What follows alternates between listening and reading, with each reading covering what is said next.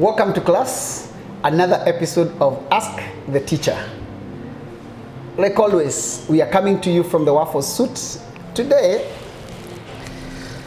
yes, we're coming from the restaurant, and they do very nice coffee. You should come try it. The sugar is in small packages so that you don't do a lot of it. And so as I enjoy my cup of coffee today, I want to answer one of the questions from one of our viewers. Yes, and the question today is, my husband gets violent, then later comes to beg me with a lot of apologies. I always find a place to forgive him, but I'm getting tired. What can I do? Wait. He's someone who gets beaten. The husband gets violent. But then after the husband gets violent, he will go out, buy gifts, buy flowers, and come and give them to the wife to try and contain her, to try and appease her. And this woman says she's been falling for it over and over and over again, but now she's tired. So she's asking, what should I do? I should start off by saying domestic violence is one of the most underrated things in our community. And domestic violence is not only physical. There is another form of violence that keeps happening, and it is called emotional violence.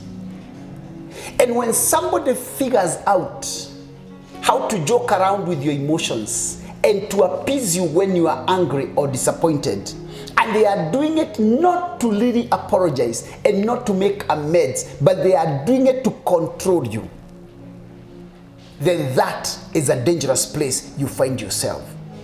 And if they keep doing that over and over again, or every time something goes wrong, they are appealing to your emotions so that you can see it the way they see it. They are trying to twist your emotions.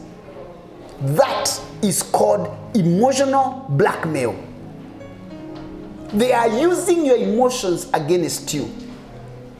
So they know you love flowers, they know you love chocolate, they know what makes you happy, and so when they make you mad, without a genuine apology and an interest and an intention to change, they come and do something that will appease you for the moment, and then they go back to their habits.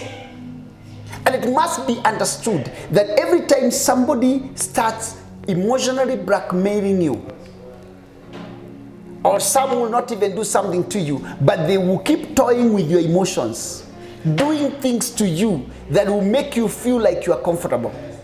But what they are actually doing is blackmailing you to stay in the relationship.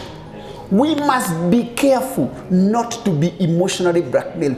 Do not allow people to use your emotions to your detriment and to their advantage. And there is a lot of this happening, and it is both sexes, both men and women. So be very careful how people manipulate your emotions. Do not let anyone manipulate your emotions.